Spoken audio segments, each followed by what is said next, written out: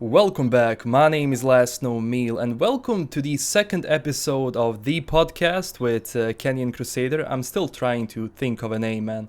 And Yeah, me too. it's Me like, too, seriously. I'm like, how do I call this? Let's just call it the podcast, because Because it's the podcast yeah, to it's listen not to. the podcast, it's the It's the podcast. podcast. Yeah, it's like kind of podcast that when you when me and Last Known are trying to get into a club, it's just like, oh, we're on a podcast. It's like, oh, sorry, you're not going to get in. And we're just like, no, it's the podcast. Oh yeah, VIP section. There you go.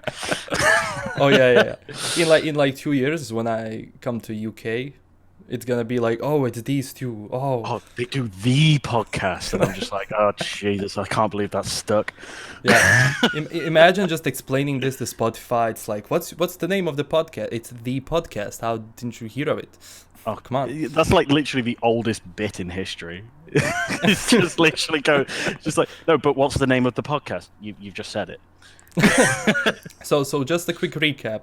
Kenyan and I actually did a podcast, the podcast. I'm sorry.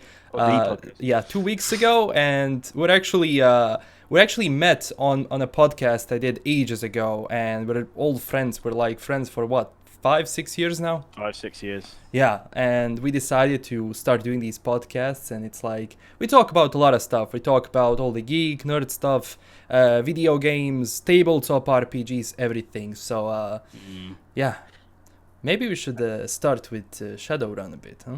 Oh hell yeah, I'm 100% behind that. I like this plan. Uh, well, because I kind of gave you a little bit of a taster of Shadowrun on the last podcast, Yeah. and introducing the world, mainly talking in conjunction about how it works with Cyberpunk and how they're similar but yet so different. And I was thinking, like, well, because in Cyberpunk, because I know you've done your research into it. Obviously, you run one of the more successful channels on it. What's the corporate scene like? Are there are they actually? Is it just the mega corporations, or are there actually named and shamed ones, so to speak? Oh, they're actually named. They're actually really connected to the story because in Okay. Cyberpunk, everything is around corporations and how they Mm. basically use their power for everything. You had four corporate wars. You Ah, had yeah, you yeah. had a nuclear warhead detonate in the middle of Night City. So it's Oh, that's nice. Yeah. yeah. Good conversation starter. Yeah, you Very have good conversation starter. you have corporations like Arasaka, Militech, all of the ones that have like high tech gear and they're fighting for power, obviously. So Oh, okay. how is it? How Because is it in Shadowrun, by the way? there's lots of megacorps. Mm-hmm. There's three categorizations. I won't go into the massive details, but A is and there's it goes from A to triple A. A is kind of like your mom and pop shop, so pretty big, but more like a local power player. So powerful, let's say in a city, Mm-hmm. so Vienna or in Rome. A double A is a corporation that has actual extraterritoriality, so it's actually its own country. And this is the things in Shadowrun nowadays. Corporations serve countries, kind of.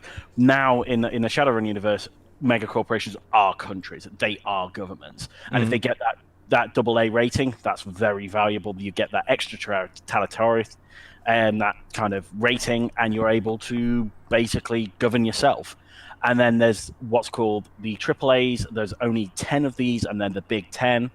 There's Horizon, who are basically if Fox News became evil, and were even better at kind of making all the media and anything you imagine, any sort of mass media. They own it. They've got most of the social networks. They've got most of the public broadcasting, TV, games. They're all that. And then you've got then another one, personal favorite of mine is Ares. Mm-hmm. Ares is basically America, the corporation. Guns, Mm-hmm. guns, and more guns. They are most Shadowrunners are big fans of Ares because they provide some of the best military tech in the Shadowrun universe. You've got I'm trying to think off the top of my. There's Renraku, who are basic. There's three Japan megacorps. So the Mm-hmm. Japana corps. One of them, they're number 1, 2, and 3. So some of the most powerful mega corporations, they're 1, 3, and 4, sorry. And that's Renraku, MCT, and Shiawaze. And they cover electronics and medical and magic and all sorts of things. Mitsuhama and MCT are the number one mega corporation in the world. They were massively into their electronics, and they've also got a very known partnership with the Yakuza, and they use the Yakuza as kind of as a extra arm that they can use. Oh, enforcers. Yeah, they use them as very, very good enforcers. And then I'm skimming over so many details here, but but my personal favorite megacorp, and it's a European one. It's called Seda Krupp, and Seda Krupp is actually owned by a dragon. A dragon? Yeah, a dragon. The golden worm Lothweir owns. Oh my god! Yeah, that's the difference with Shadowrun. You have orcs and dragons. Trolls, orcs, trolls, goblins. Yeah, they can exist. Dragons, all sorts of, because you've got that, as we described on the last podcast. You've got that magic. You've got magic mixed in with all this technology, and in some cases, magic and technology are blending together.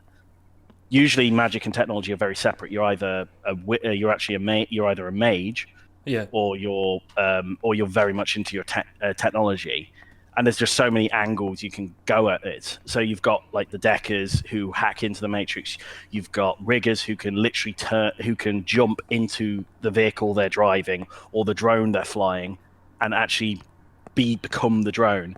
And it's fantastic. It's so, like I said, it's so many different angles you can go at. But then at the same time, you can literally create a mage who knows how to handle an Uzi. But then at the same time, if you really annoy them, they all throw a fireball in your face. And it's so great. Yeah, that's interesting when you play it. It's like, oh, I'm gonna use my Uzi to just spray, and then I'm gonna use my fireball to finish him off. Nice. Yeah, you can do that. And then on top of that, for all you Matrix fans, Keanu Reeves referenced, we need like a bell every time we make a Keanu Reeves reference. It's like, yeah. For your Matrix fans, there's also people called adepts, and adepts channel their magic internally and can do. So you imagine anything that Neo does in the Matrix, running across walls, not flying, not to that level, like kind of getting shot in a hallway and realizing he's the magic one. Basically, the magic one. It's what he is. But like running along walls, being able to punch harder, run faster, doing the crazy Matrix things that people like Neo, Trinity, Morpheus, all those things. And like imagine an agent, an agent from the Matrix. That's one of the things they can do. But that's the fascinating thing with Shadowrun. It's everything, like I said, everything is realistic. Even a dragon being in control of the number 2 megacorp in the world is very believable. I imagine him with a tuxedo. It's like he has a human form. He has a human form. And he has, at one point, a dragon called Dunkelzahn got an elected president. A president? Yeah, a dragon made it as president. He got assassinated like 5 minutes after being sworn in, but that's Shadowrun. Wow, that's and that dragon was Dunkelzahn, and Dunkelzahn was the most popular and one of the most beloved characters in the Shadowrun universe. Damn. Then he got killed by blood magic. Oh my god. Thumbs up. God. Good job. It's like even dragons are not safe for being assassinated as president. Nope. God damn it. No. But now we have the 6th edition coming out, right?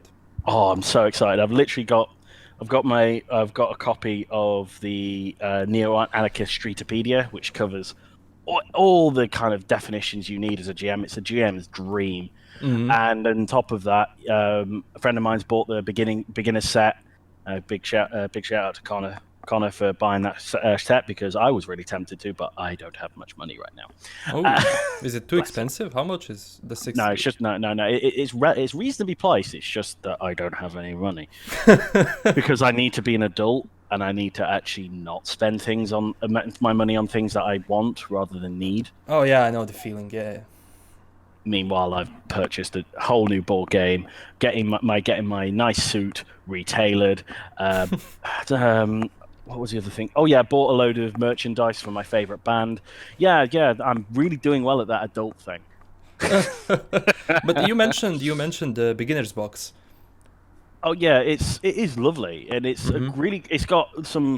it's got everything you need if you are a if you're trying to get into a system. It's got rule set. It's got even characters created, and you even got artwork of the characters that you'll be playing. Mm-hmm. And it's just so you can pick up some dice and go Yeah. and just start role playing, and it's absolutely, in my opinion, it's one of the best ways to get into any sort of role play. True, I'm still, like they oh, they go be- on. they really became popular now. Like you have the Cyberpunk Red Mm, Jumpstart kit. You have now the Shadowrun. It's actually a very nice way to get people, into tabletop RPGs because now it's like I feel like tabletop in a way, like RPGs are having an expansion. They're becoming more mm, and more popular because video games are blending now into that territory. They're being adapted from that, so of course people will be interested. mm. Yeah. And I do 100% agree with you on that. And it's fantastic how the video game world, because like I might have mentioned, I used to be on the last podcast. Oh, sorry, the last podcast, Yeah, the podcast. the podcast.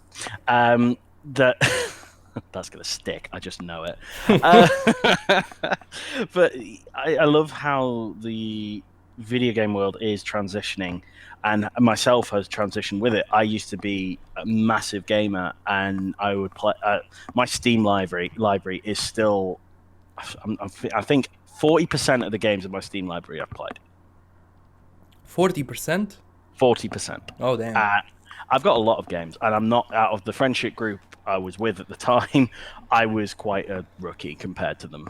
Bless them, lovely guys. I went to university with most of them, and they were lovely, lovely bunch of guys. But wow, the amount of games those guys bought, they made me look like a rank amateur.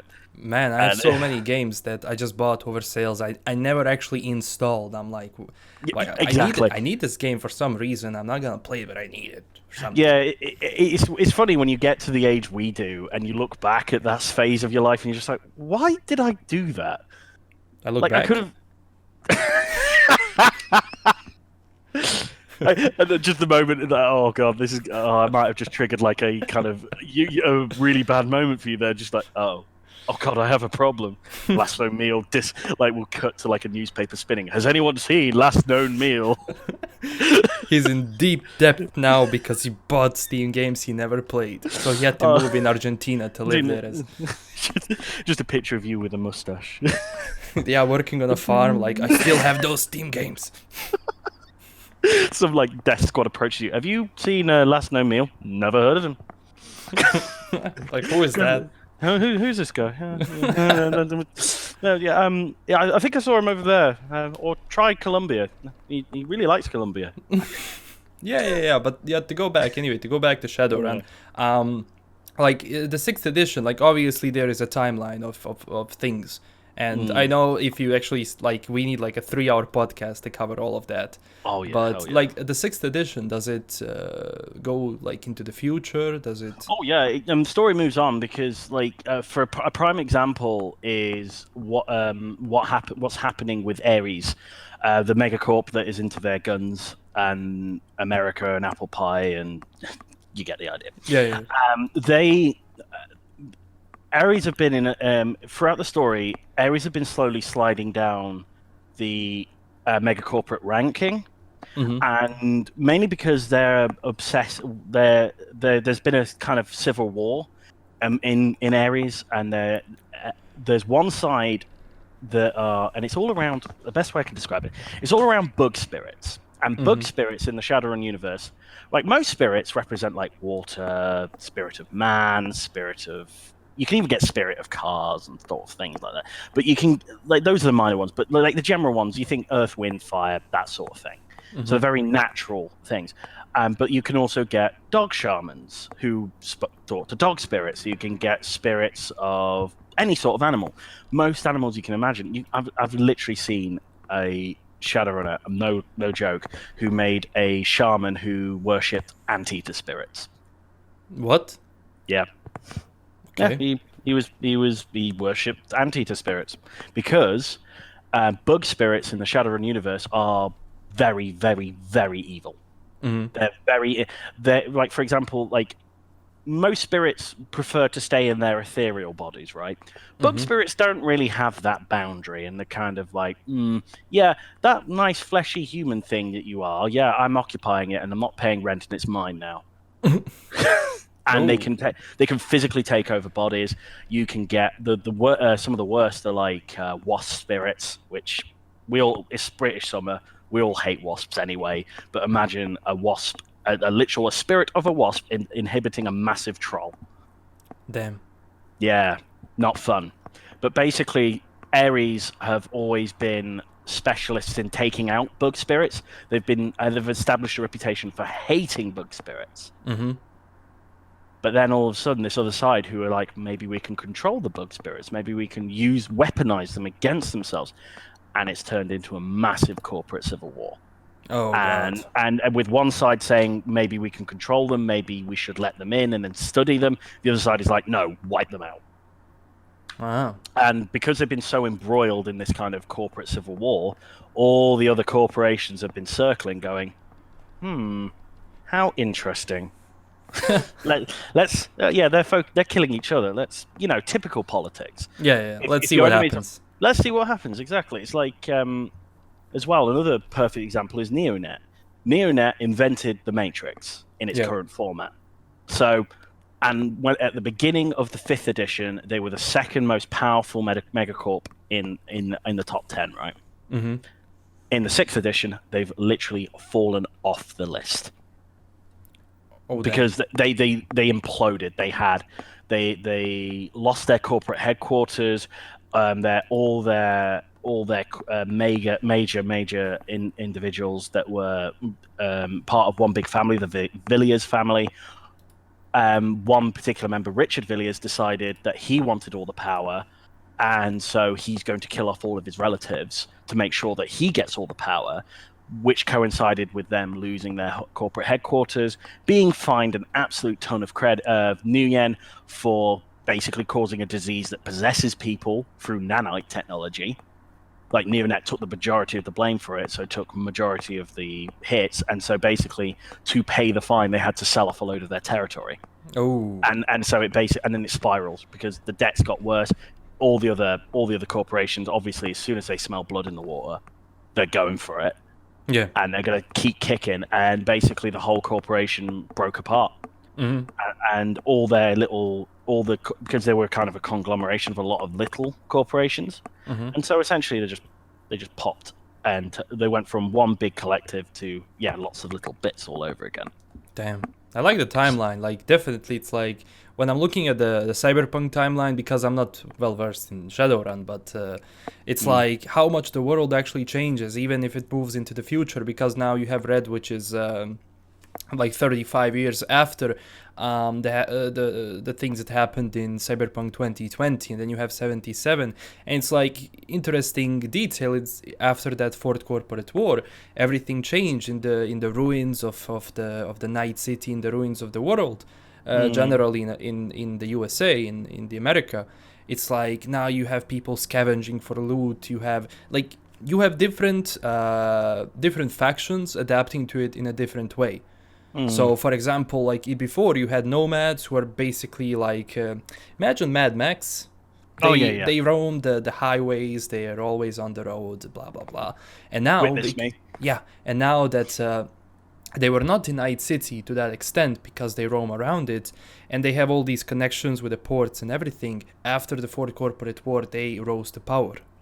They became someone who controls import export. So of course you get a lot of eddies, the money for that. So it's interesting. No.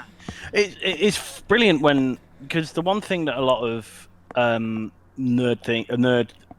any big kind of genres in the nerd community that really, really take off, looking at you, Warhammer 40k, they have this big problem of stagnation. They don't move the story along. Well, with Shadowrun and Cyberpunk, you do get a lot of fluidity, particularly with the corporate stuff. But then on top of that, you get so much moving on. Like in the six editions that have been released, including the new one, There have been 3 variants of the Matrix.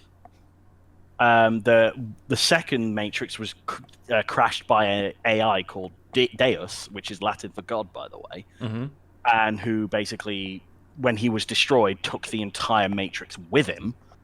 Damn.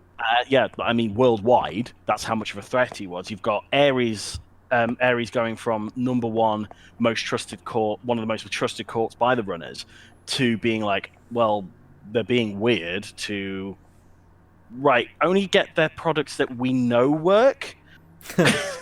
Because they did a big thing called the Excalibur project, and Excalibur was meant to be their big, like, massive project to ensure that they picked themselves up from this slump, and it just turned into a disaster.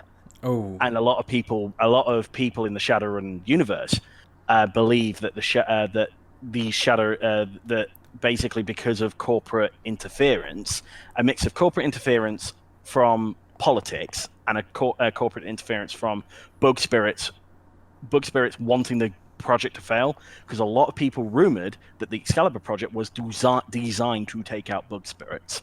Oh. And a lot of bug spirits went, no, you're not getting that, actually. I prefer living in this fleshy sack, so can you please, like, not kill me? Yeah, and so I still really, really, really want to get a demonstration of Shadowrun or Cyberpunk. I'm sure we can round up some people. Yeah. Like 4 or 5, I'd say, and get a game going, even just a one shot of just showcasing what the system can do, what role playing can do, the different characters you can get, and just because, like I said, I know this is a Cyberpunk channel. I know this is Last Known's channel. I am once again merely a guest. Pinky finger out. Have to behave myself. So I could go on for Shadowrun for hours, but I'd rather not, because I'm a guest and I have to behave. But and even though, like, I'm quite an established guest and I've done quite well, I've got a nice seat near the head of the table. That I can pretty much do a neonet if I played my cards wrong and just slide all the way back down and off again. You never know. It's like, did you hear about this story in Shadowrun? I have to tell you this. I have to tell you. I totally don't do that. I did not talk for practically an hour and 13 minutes on the last podcast. Oh wait, there's video evidence of this. But no, that's the thing. Like, also with these changes in the universe, gameplay changes. Like in Cyberpunk before, the net crashed. You had net runners who can just do everything for the mission from the comfort of their home. And now, because the net is down, they have to physically go, plug in, and then hack. That changes gameplay. So did Shadowrun gameplay change once the Matrix was gone? Oh yeah, well, the Matrix, the second Matrix was based around comlinks rather than cyberdecks, and so you could literally get your decker in the middle of a firefight hacking people's grenades and making them go off. So he could, like, pop a couple of rounds going, right, that guy's not moving, boop, bang. Yeah. But after that particular Matrix crashed, all the other corporations had to get together and go, right, how do we rebuild it? And how, in the kind of typical way, which I love because it's so realistic. In some of the Splat books, they talk about the rebuilding of the Matrix, and basically it turned into, well, all the other guys who built the original Matrix, we either killed or fired. Yeah, we're going to have to do this from scratch, aren't we? Like typical upper management sort of thing. Because I actually, just to divulge ever so slightly, I used to work in a warehouse for a while, and it was a warehouse for a massive archive. And I only worked there for about a week. But I can remember overhearing this conversation. It just sums up bad management in terms of anywhere forever. I sat down for my lunch and I'd overheard 2 guys talking about how they just binned, how all of upper management had fired every single member of the IT department, like all of them gone, like that. And it had been like a week before I'd started, and then I went past one of the boss's offices, and then he was chewing a guy out, the new head of IT, chewing him out, going, why is the IT systems, why aren't they working? They were working last week, this, that, the other. Like, what, and why have we got such a backlog on everything?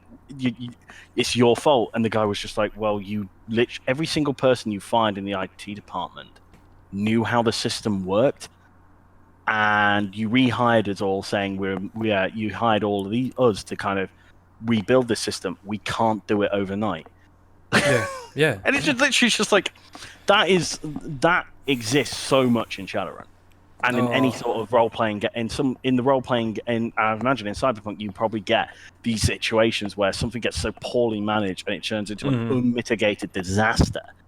That's what I find brilliant. It mirrors the world in, even though it's quite fantastical. You get dragons, you get orcs, trolls, elves, dwarves, magic, people running off walls and throwing fireballs at each other, but then it's done in such a realistic way. Like I said, ironically mirroring last time, it's like the fact that dragons, they've got their majestic, massive, I'm going to eat you form, but they've also got their human form. And dragons are treated as practically gods amongst us humans because they can do things that we can never imagine. Lothwir, when he took over Seda Krupp, did it within the space of 2 days. And Seda Krupp was originally BMW. And basically BMW was the number one megacorp at the time. It was ruling all over Germany. It was doing incredibly well. And then overnight, every single member of the board disappeared, and Lothwir appeared and was like, I'm boss now. And apparently it had been a plan that, because dragons live for so long, it had been a plan thousands of years in the making. 1,000 years making? Wow. Thousands of years in the making. Wow. Because dragons can calculate to that level. Oh god. Yeah, that's why you don't mess with dragons. But that's something also I mentioned a long time ago. It's like how our world is turning into a cyberpunk world. You have big corporations following your every step. You're on the internet. You're getting personalized ads. Like one thing when I was doing a video for the attacks on CD Projekt and who was behind it, there is actually like one corporation, which I'm not going to name, that actually has the AI system that, let's say, analyzes stock footage. And by using, AI algorithms and psychology, they determine where to put an ad and which ad could be the best. Like you have 3 people sitting at a pub smiling, the AI is going to put there a bottle of some beer, or scotch or something. So it's really intelligent to the point where you see those ads and they brainwash you in a sense, made you need the product. So we're definitely living in that world. We are. And on the social media, it made me laugh. All the people doing the old like the old cam thing, where it makes you look really older than you are. FaceApp. Yeah, FaceApp, that's it. I've got a feeling that FaceApp have got quite a lot. I can imagine if they're going to do like a Game of Thrones thing of Hall of Faces, I think they've got quite a good start, in my opinion. They basically have every single photo that you took from millions and millions of people, because that thing blew up. And they have you as old, as young, as everything. So I'm like, imagine the power someone has with all that data. I don't know, man. I don't know. It's getting scary out there. I can imagine the world in the next 20 years or something like that. I'm still, like I said last time, I'm still crossing my fingers and hoping for a dragon to show up. And I was like, I told you Shadowrun was real. Or if it doesn't have a dragon, it's like, oh yeah, Cyberpunk is real. Cyberpunk, yeah. It's a win-win either way, because like either I'm really happy, and so obviously, and obviously, LastKnownMeal is really happy for me, or Shadowrun happens, and then Shadowrun happened. Oh no, hang on, I'm confusing myself. Wait a minute, I got overexcited. Oh god, do go on. I need to hit the reset button. Yeah. Now I do have an interesting topic, which is very vibrant now in the gaming industry, and that is about microtransactions and big corporations using them to milk money. See? Yeah, Yeah. because it's like every single game I see now, well, most of the games, it's like you get this, you get this, you get this. If you pre-order, you get this, or if you pay us more money, you get 1 week ahead of everyone else into the game. Mm, And then one idea that I really liked, and I was like, okay, this finally could be the good thing in the industry, especially for microtransaction battle passes. And it turns out they're not, because they actually make you grind for too long for the loot. And yes, they give you all yeah. this amazing stuff, but you have to grind every single day for that. But if you don't have time and you want to finish all of this, you can either buy levels or you can buy boosters. See? Yeah, it's crazy. Like it's one of the reasons I've gone off AAA gaming is the fact that you've got so many games now that are, if it's not one thing, it's another. Mm-hmm. So, I'm a massive fan of the Shadow of War series. I really enjoyed that. One of my favorite games. I love the Nemesis system because you get some crazy things happening, and it's really creative gameplay. But then you got the absolutely ridiculous loot box system, and if you didn't spend actual currency, if you didn't fork out, you were grinding. The game extended for much longer, and you were sat there just doing unenjoyable things because you didn't pay money. It's just like, no, no, I don't. That's not what game I do. I don't play games to do that sort of thing. It's absolutely ridiculous. I still, the fact they backed down about it was good, but still, it was just. I don't know, man. It's Graceful. actually getting worse with all the algorithms that now companies are using to put you in, let's say, queues and rounds and matches that actually where people have all those items, and you can now even get weapons from loot crates, which is crazy. And I think, I don't know, I could be wrong here, but it kind of blew up with CS:GO, didn't it? Like, Oh yeah, yeah, yeah. like the first time, because it's like the roulette system of getting skins and trying to get that knife. It's like that was really popular Oh yeah. 3 years ago. I remember I was caught up in that, Yeah. and it was only one knife I wanted. I just wanted a huntsman knife. It's all I wanted. Didn't care what skin. I just wanted a nice huntsman knife, Yeah. and I must have spent so much money on Counter Strike. You know, one of those self-reflective moments again, where it's just like, why did I do that? And I remember your video about Counter Strike skins going, and it was basically that us human beings, we like to show off. We like to go, I've got something you haven't. No. And looking back at, like, in the end, the amount, out of all the things, out of all the skins I got, and all the money I plugged in, I can get, and now my CS:GO inventory is tiny. I've got one of the, two things that were big acquisitions for me that I've kept, and it's a M4A4 Howl. No, not Howl. Sorry, that's the really expensive one. Dragon King. Sorry. Oh yeah, I know that Yeah, one. I got the Dragon King, and it was stat track, so that's why I kept it. Oof. And I also had I can't remember what it was, but it's a really nice pistol. Oh yeah, it had the Raptor, eye, and it was stat track as well. And I kept that because those were the two big ones I first got, and I liked the most. At one point I had an Asimov. I actually had an Asimov AWP. I had the Huntsman. I had all sorts. I had Cartel AK-47. I had that track. amazing skin. Oh, it's such a simple but beautiful skin. I'm actually going to go back into my Steam account and have a quick look to see what I actually still have. But it's back. At the very least, you can defend Counter Strikes because it was cosmetic. Yeah. It was looks. It was nothing else. It was just looks. Yeah. And then now you've got. I'm going to steal a quote off a friend of mine, Sean. And he said he summed it up beautifully by saying that games aren't complete games anymore. Yes. They're pieces of a game, and you have to throw them all back together again. Oh yeah, oh yeah. And it's And like you have microtransactions in single player now. yeah, and then you've got stuff like always online games that force you to be always online. Mm-hmm. I remember the days when you could buy a game. This one I always remember. Buy a game like I bought Mass Effect 2. Mm-hmm.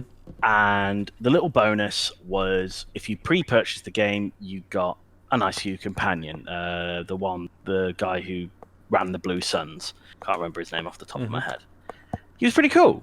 Pretty cool. And then Mass Effect 3, the DLC or the kind of pre-purchase thing you got was an actual Prothean. Yavik, yeah. And it's like, so it's gone from, yeah, here's a nice little just tidbit, thanks for pre-purchasing the game, to here's a major storyline that if you don't pre-purchase or if you don't buy the DLC, we're gonna lock you out of. It was that's when I started to know. That's the first time I really noticed that it was getting bad. Oh yeah. And it's only gone down. It's like Battlefront with their loot boxes. Oof. Like, That was Gabe Newell, I love you. You've created some of the games I love, but you're a very naughty boy for starting the loot crate system.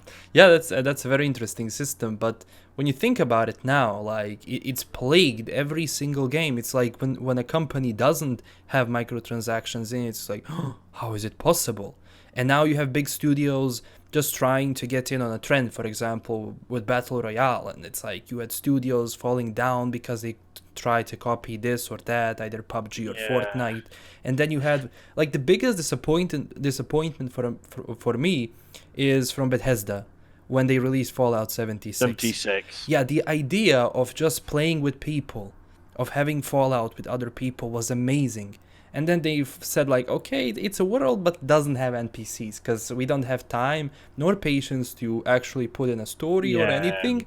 We're just going to put quests which are repeat, do this, do that, and it's like full of bugs and microtransactions. The thing, I think one of the most telling things was I saw a picture of it had Fallout 3 on the top and like the rating of like 92%. And underneath it had Fallout 76, 20%, and then a picture of Marlon Brando going, "Look, they massacred my boy." But it's so true. How to take a beloved franchise and smash it into the ground. Yeah. You just, because us fans will vote with our feet. Yeah. And if we're passionate and we're loyal, but if you do annoy us, if you push us that bit too far, yeah, we're not interested anymore. And I'm definitely there's a reason I stop it. I knew 76 was sounding too good to be true. And that's when I lose confidence in the company. Now they have like Starfield, Elder Scrolls, all of that. I'm like, is it still going to be the old Elder Scrolls, or is it gonna be? It's like if you have a roommate who you were like really good friends with, then you move out for a bit, you come back and he's turned into an absolute monster. She's like, I want my old friend back, please. Yeah, that's how I feel about Bethesda particularly. They're quite egregious with it, and EA were always bad, but at the very least they stand by being always bad. And well, at least they're consistent. That's the thing with me. It's like they're honest about it. Just like we are evil. Well, at least I know at least they know he's evil. When they legit said like surprise mechanics, I'm like, oh my god. Oh my god.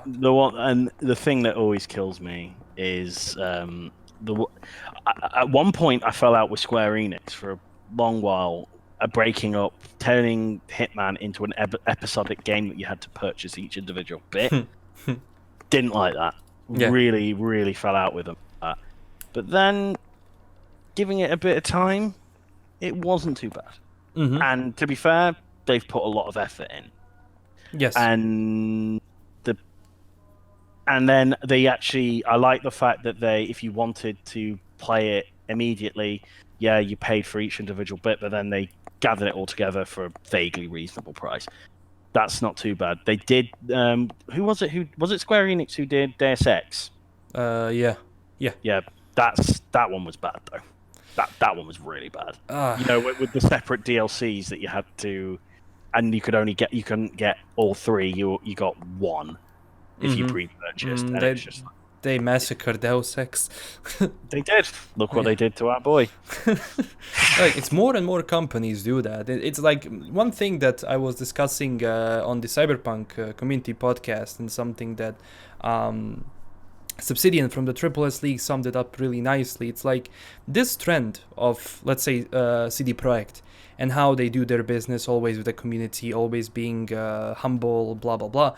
And if they actually release, and that's something they said, like Cyberpunk is going to have an online mode, and they do include microtransactions in a form of cosmetics, and people buy it, you will see other companies saying, like, oh, we can pretend to be nice to actually get that. Yeah. It's... I love CD Projekt Red. They are, in my opinion, they are the exception to the rule right now. Yeah. And they're a good exception to the rule, because it brings us really beautifully onto The Witcher. Kind of, I love how it's one thing, by the way, Last Known. I really like this. How your channel has literally got it's basically CD Projekt Red, the channel, but at the same time you've got future with Cyberpunk, and then the past with The Witcher, which I really like. It's a nice little dichotomy there. And to be perfectly honest, I'm still just trying to influence slightly, but like I said, behave. But this is what I mean. I really love how The Witcher with their DLC policy was a complete throwback. It wasn't even DLC. It's an expansion pack. That brings me back to the days of sitting at my PS2, playing great games, and then all of a sudden, when a big expansion pack gets released, it's just like, oh, more game. Just give me more of what I want. What's not to love? The fact that it's not selfish stuff either, and the fact that, like, you get the Blood and Wine and the Hearts of Stone. And they're big expansions. They're reasonably priced, and you just get you just get more of what you want. But you just get a whole new game. Like, if you look at Blood and Wine, they give you a whole new region, and it's like, oh yeah, some studios would actually put this out as a separate game. Yeah, they would, and they would price it $59.99, of course, because why not? Of course, because why not? Yeah. Exactly. And it's the thing I find, and I'm just looking through the Witcher 3 releases. Majority of them, like, so Hearts of Stone is $7.99, Blood and Wine is £16, and then virtually everything else is free. Yeah. You can tell, like, if you put your passion behind a game and work at it, and really do that's what I love about CD Projekt Red. To be fair to them. You can tell they're passionate about their games, and they do what they don't want to make. Well, they obviously need to make money, but they don't want to. They're not grabbing at it at every conceivable opportunity. It's why I'm getting more and more into my indie games like Cuphead and things like that, because I really do love the fact that Cuphead was made by a single guy who, if it failed, he lost his house. That sounds really mean now I've said that, but it's the fact that, like, that guy, he had to make it quality. These indie guys, they have to make quality games, otherwise they fail. It's one of the things I'm enjoying when I do game now. I'm looking for those little gems. I'm looking for those. I'm not interested in the big releases, except for Cyberpunk, because I'm tempted. I'm not gonna lie. You're a charismatic dude. You're gonna buy it. You know that. No. Yeah, you will. I need to be an adult and behave. A whole new world. I know. You can do anything you want. Don't start me, because if you say a whole new world like that again, no one that. No, I don't like. That's something I noticed with The Witcher, because usually I have games on the channel that just come and pass. I did them, and there is nothing to talk about now. But The Witcher has stayed for such a long time, and even today, when you start making videos, you can do literally a walkthrough, and you will still have people who are going to watch the videos. Because it's a good game. Yeah. And it's a fun game, and it's not afraid. It's got a very good sense of identity. It's like another one of my favorite games that I will always pick up and play, even though it's infuriating for its use of RNG. And I'm a sucker. I keep coming back to it, and I really shouldn't. Darkest Dungeon. Darkest Dungeon. Darkest Dungeon. It's a very Cthulhu-esque game, dungeon crawler, and yeah, basically it tells the real story. Well, it tells a very dark tale of despair, madness. You get that fleeting glimpse of hope, and then the game takes it away from you. I've never beaten it. I've had good runs, and I've gone really well, but then all of a sudden, you get onto a boss fight, you feel confident, and then it just falls apart. Good game. It's a very, very good game, and I love the character designs. I love how you don't play the party is not a bunch of heroic characters.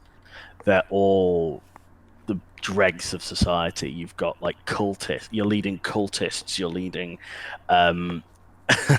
you're leading like old soldiers who just want to die. You lepers. The most heroic character is a crusading zealot, and things like that. It's fantastic. And because nowadays, as mentioned, I don't have much time for video gaming because I've got all this going on, and with my board game and my role playing and my cosplaying, which by the way, Kenyon's cosplay update.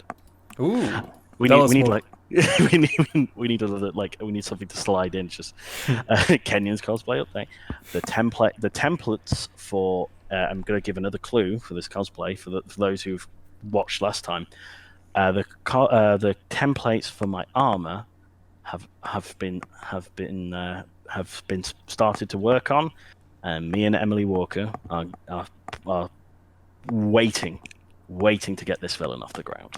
You see, you gave out so many clues. It's like I wonder if someone is going to spoil it down the comments. Well, no. And then the thing I love is last time, no correct guesses on who my cosplay is. We have, even though it's one guess, I'm still counting that as a win because winner by default still has winner in the title. So currently I'm winning. So comment section, all you fans out there, try and beat me. Come on, I want to be humbled here. Can you also remind them of the previous clue? Basically, the challenge is I'm working with a good friend of mine, Emily Walker, and her sister Danny Walker, to create a cosplay of a Nintendo villain, big Nintendo villain. And the second clue is he wears armor. Okay. And I've got a feeling I might lose this. I might lose this week, but the game is try and work out. Just mention in the comment section below what that cosplay is, and Last Known will send you a message if you are successful, and you'll get a shout out on the next podcast from myself and Last Known. Yeah. Whoever has it right, we'll see. Yeah, by like podcast 4, it's just like, and this person was. By the way, did you hear about Vampires Masquerade, the Bloodlines 2? Yeah, I know. Are you excited about that? I'm actually excited about that game. I'm like, finally another adaptation coming to life as a video game. Yes, and the fact that it's done by Paradox, a very good studio. Yeah, like the first game was so phenomenal. It was out of its fucking time. It was modern. The fact that it stands up today. Yeah. And now with the updated graphics and gameplay, I'm really goddamn excited for that. Yeah, I'm going to be cracking out my Ventru.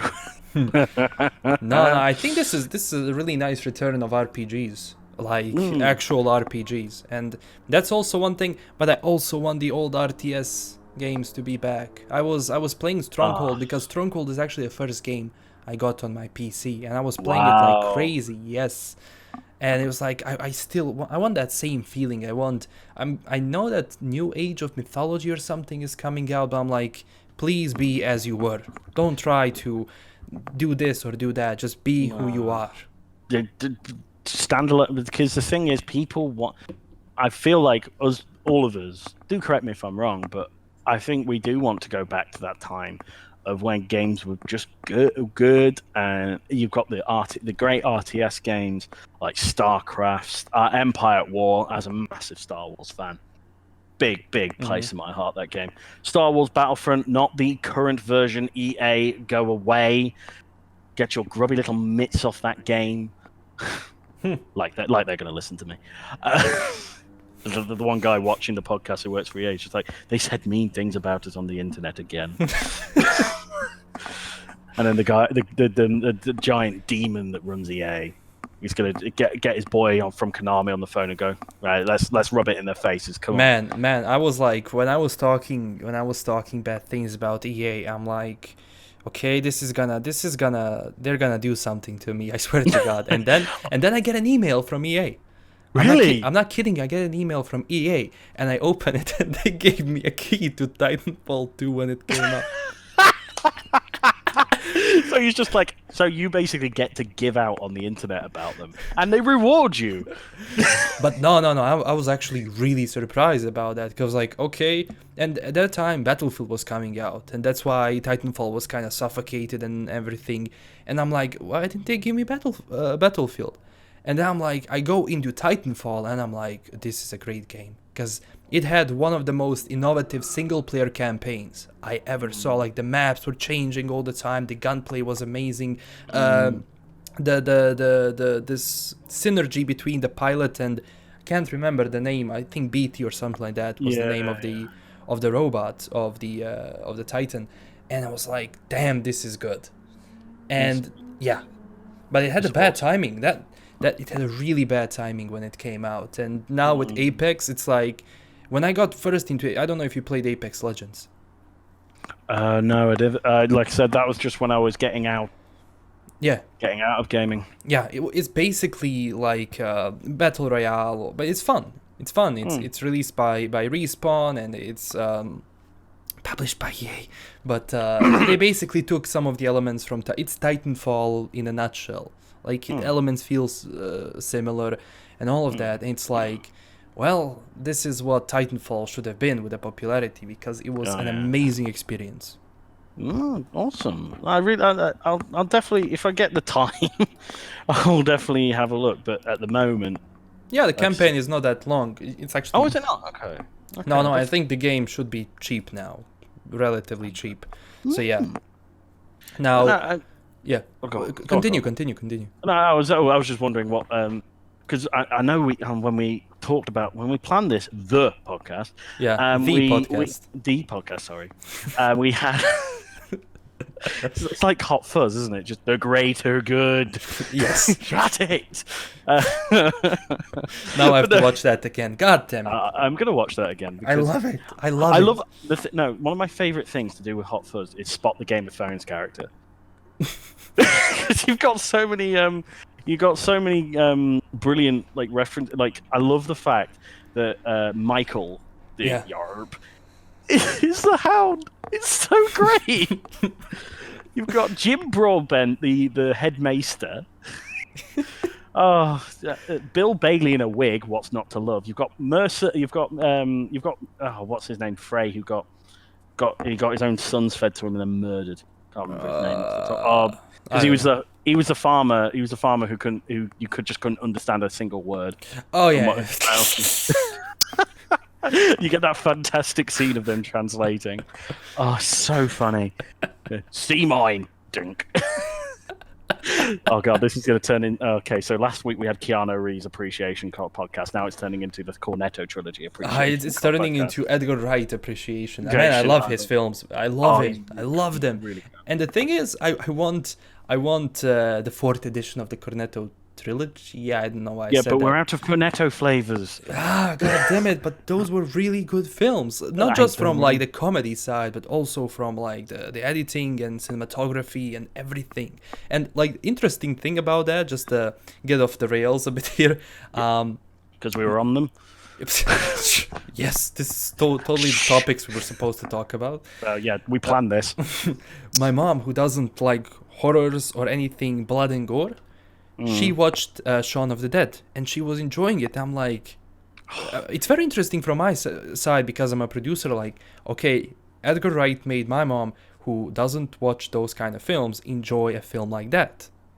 Shows how strong a director he is. Yeah. Yes. Yeah. Right, fans. We promise. If you want us to continue talking about Edgar Wright and films for the next V podcast, we will do that.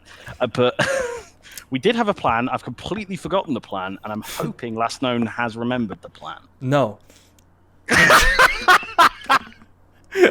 But there is one thing I wanted to ask you, even though you came out of gaming. But are there any games that you're looking forward until the end of the year?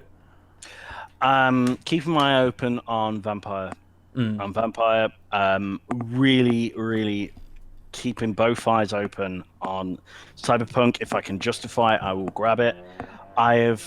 This is how far behind I am. I'm waiting for Rockstar to open their vault and retrieve both Red Dead Redemptions and stick it on PC, please. I've been a very good boy, Rockstar. Please I give me really my enjoyed present. that game. I really enjoyed that game because I was like, that's actually the first PS4 game I bought full price. It's like I pre-ordered it. It's like one of those, even though they were late for 2 days. I've been teasing the review of Red Dead, and people like, well, but where's your review? We want to buy the game. Well, don't blame me. Blame the people who were supposed to deliver that. Such a yeah. If there's anyone that you're gonna kill the delivery driver, right? And he's like, no, I'm just a messenger. I'm just don't shoot the messenger. You do. Sorry, son. Back. No, I have genuinely forgotten the third topic that we were meant to talk about, so I think we're just going to devolve into general chatter as we always do. But like I said, there's so many things that I would always that I do love about talking to you about, and like last time on the last of the podcast, I just love the fact that you gave me the space to talk about my cosplaying, my role playing, and all this, and I really appreciated that. It was really great to do it, and the fact that the fan response was so positive. I was literally. You can ask Last Known, any of you. I was a bag of nerves after that. I was convinced that I'd completely messed it up, that I'd done everything wrong, and I came across in the entirely wrong way. And I just got to say from the bottom of my heart, guys, thank you so much for your lovely support. I'm actually considering one of your comments about maybe even starting my own YouTube channel if I just stamp, do it. But if I get the time, if I can get a moment to breathe, because I do have a very, very full schedule, and the fact that I have to schedule in talks with one of my close friends, LastKnownMeal, is worrying.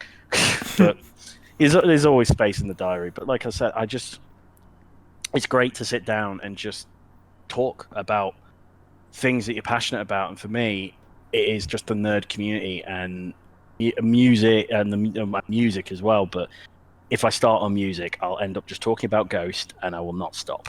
so that one is definitely a podcast for another time. Yeah. But yeah, go on. But it's a really nice segue to. I just one last topic because we've been talking for an hour. I don't want this podcast to go for too long. Like people have been. Like I've been reading a lot about podcasts, and generally people have the attention span of 1.5 hours. So 1 hour 13. We did well last time. Yeah. But I wanted to segue into YouTube because a lot of people now that want to start a YouTube channel, for example, or they're running a YouTube channel, they think it's all about uploading the most amount of videos, like upload this, upload that. And it's like, as you said, if you're passionate about something and you know a lot about it, think about what kind of videos would you watch if you were a fan of that universe, for example, of Cyberpunk or Shadowrun, and then start making videos around that. And it's like like there are channels out there that actually don't release that often, like once a week, like once in 2 weeks. That is a perfect example for me. Perfect example of a really, really strong YouTuber who barely uploads, and I've got to remember the songs, but he does the songs by Mystery Skulls Animated. And he's done 3 videos in the last 5 years off the top of my head. 5 years. It's Mystery Ben 27. And he's done 3 videos and has gained almost following of 7 million people. Damn. Uploading on a schedule. His first video he released 4 years. The first big video he released 4 years ago. The next one was a year later, and then the last one is 9 months ago. 9 months, damn. So you are right. It's not about. It's a subject you're passionate about. Go for it, but then make sure the quality is there. And you have to stand out. That's the thing. Like one thing that I was worried about was my accent. And then I think about it. I get a lot of comments, a lot of positive comments from people telling me like, oh, we love your accent. Of course, there are people who can't really understand what I'm saying. I understand why, but I also look at analytics and I look at how many people turn on the subtitles, because, Google does, auto subtitles and everything. And it's like 2-3% of everyone who watches. And then I realize, okay, I'm not going to stand out if I try to use other accent to practice that. If I have mine, I will stand out. And that's why I always say to people, don't try to do accents that are not, yours. Don't try to be something else. Be yourself. And by being yourself, you're going to be unique, because there are no two you. It's only you. So present yourself. Exactly. And to be fair, you said that I have a very nice accent. Yes. The most British of British accents, and it's very kind of you to say.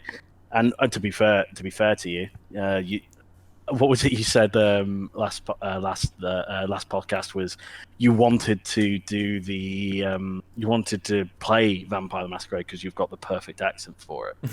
Vlad. Hello. Hello. No, now it's Russian. Now it's okay, come Russian. Hello, let me bite you.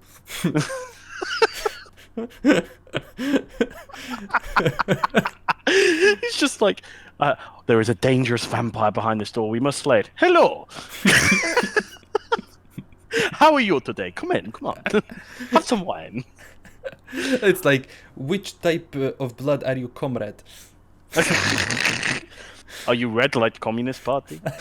Is your blood red because I will drink it for mother? No, we're getting so off topic. All jokes, guys. All jokes. All jokes. We love you. We do love you. It's like making a joke in 2019. Oof. Yeah. Oof. Oh god, the SWAT team's coming in. I might not make it. No, those are for medical. I swear. Oh man, that's crazy. But yeah. Sorry, I'm being an absolute child as always. Like, there's literally, this is the thing. You'll LastKnown will 100% agree with this. Me on this podcast and me offline is exactly the same. I'm literally just the biggest child in the world, and I will literally, if I get excited about something, there is a reason that one of my friends nicknamed me a puppy. And yes, okay, fine, you win. I'm a puppy. But yeah, it's absolutely.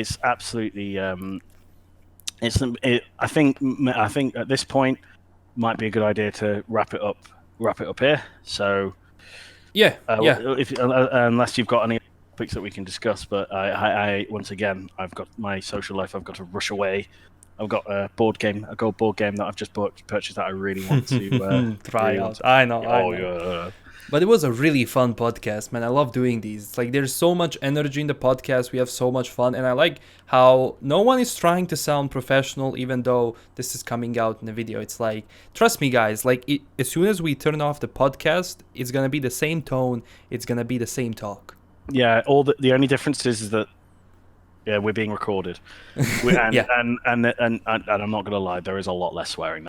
Difference because I swear like a Yeah. navvy. Yeah, I don't want YouTube like knocking on my door. It's like demonetized. LastKnownMeal, you know that lovely video you spent time working on? Get demonetized. Oh man, it was crazy before. Now it's good. Now it's good. Really? I thought it's actually vaguely back on topic to YouTube because last I heard that everything was getting demonetized, like literally. Not on my end for some reason. I don't want to jinx it. And then this podcast gets demonetized. Sure, spoke bad words. I'm sure we can find something. Man, it's becoming crazy because now, for example, you have the Dead Island game. Oh yeah. I literally made a video about it, and I put Dead Island the title demonetized. And it's really? like, yeah, and it was manually demonetized. I'm like, Dead Island video game YouTube video. Jesus Christ. No. Oh, careful. And then you have to. I don't. This. How would I now change it to Diseased Island? Even that maybe. Mildly inconvenienced island. Not Alive Island. That's what I put. No, what is it? What is it they say in? I can't remember. It was a really great joke. It's a Deadpool joke, and it's just like, yeah, we're gonna kill them. You can't say that on TV. Okay, then fine. We're gonna unalive them. I swear to God, I'm gonna start using that in my videos. Yeah. Welcome to Unalive Island. Hey, have you checked out the ambulance in this club? It's rather unalive. Look at all these unalive people rushing towards us. But I think call them zombies. Just be zombies. Yeah. God damn it. But anyway, go on. Anyway, so as you said, we could wrap up the podcast here, and we're definitely gonna do more. So anyway, if you do have any questions for us in the next podcast, just drop them down below and tell us if you enjoyed this. Tell us about the topics. We're gonna go through them. We're gonna discuss them. So any final words for this one? Oh well, just once again, thank you for having me on. It's a pleasure as always, and I definitely look forward to working out what topics we got. I'm looking forward to when this video releases, and big love, brother. Big love. Yeah. So thank you everyone for watching. Don't forget to follow us all. I'm going to leave all the social media links. KenyanKrusader has a Instagram account. You can follow him there. All the links down below. Thank you again for watching. Yeah. You want to say something? Oh, sorry. I was miles away. I was just thinking about something else. Wow, it's like, wow, sorry. This new board game I'm gonna play after this. Cannot wait for him to finish. Totally not. Totally. No, it wasn't that. I swear. No, I'm kidding. This looks bad. Honestly, officer, it wasn't me. No, what I was going to say about the Instagram, I know that it's a bit slow at the minute. It's just that I want to get some things sorted. So, once the cosplay work starts properly, I will be documenting that a lot. Yeah. And so I'll be posting lots of things. And I look forward to hearing your comments. I look forward to loving you all as always. And well, go on, LastKnown. I do apologize. You can restart your outro, so to speak. No need. I can just say stay breathtaking, everyone, and we'll see you in the next edition of the podcast. Take care, everyone. Bye. Bye.